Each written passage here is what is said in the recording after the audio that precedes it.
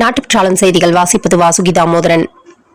நேற்று கோவையில் மழை பெய்து கொண்டிருந்த போது அடாது மழை பெய்தாலும் விடாது பணி செய்வோம் என்ற நோக்கில் கடமையே கண்ணியம் என்பதை கருத்தில் கொண்டு கொட்டும் மழையில் நனைந்து கொண்டு ஏப்ரல் 23 நடக்கும் சட்டசபை தேர்தலை முன்னிட்டு கோவை மாவட்ட போலீசார் ஆர்எஸ்புரம் டிபி ரோட்டில் காந்தி பார்க்கில் இருந்து வனக்கல்லூரி வரை 20 இருசக்கர வாகனங்களிலும் 40 4 சக்கர வாகனங்களிலும் 2.5 கிலோமீட்டர் தூரம் 500க்கும் மேற்பட்ட போலீசார் கொடி அணிவகுப்பில் கோவை மாவட்ட போலீஸ் கமிஷனர் கண்ணன் தலைமையேற்று நடத்தினார்.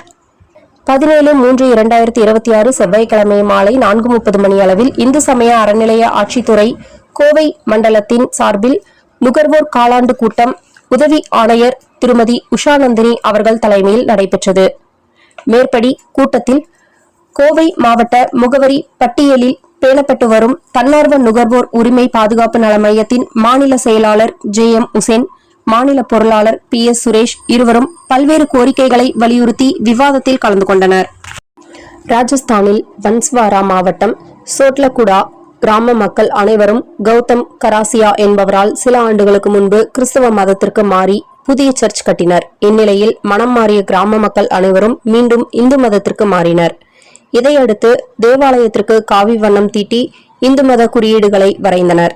சர்ச்சுக்குள் பைரவர் சிலை பிரதிஷ்டை விழாவிற்கு முன் அந்த சிலையை ஊர்வலமாக ஜெய் ஸ்ரீராம் என முழங்கி எடுத்து சென்றனர். மதபோதகர் கௌதம் கராசியா கோவில் அர்ச்சகராக இருப்பார் என அறிவிக்கப்பட்டது. இதையடுத்து அந்த கிராமத்தில் பலத்த போலீஸ் பாதுகாப்பு போடப்பட்டது.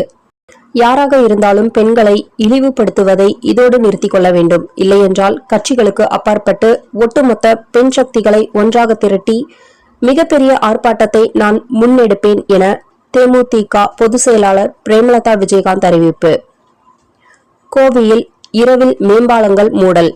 கோவை மாநகரில் சாலை விபத்துகளை தடுப்பதற்காக உக்கடம் மேம்பாலம், திருச்சி ரோடு மேம்பாலம், அவினாஷி ரோடு மேம்பாலம், காந்திபுரம் மேம்பாலம் ஆகிய முக்கிய மேம்பாலங்களை இரவு 11 மணி முதல் காலை 6 மணி வரை போலீசார் மூடியுள்ளனர்.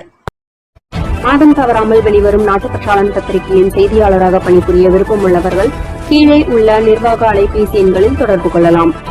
790477 78915 மற்றொரு எண் 9944341033. நாட்டுப்பற்றாளன் யூடியூப் சேனலில் விளம்பரம் செய்து பயன்பெறுங்கள். நமது நாட்டுப்பற்றாளன் செய்திகளை அறிந்து கொள்ள யூடியூப் சேனலை சப்ஸ்கிரைப் செய்யுங்கள்.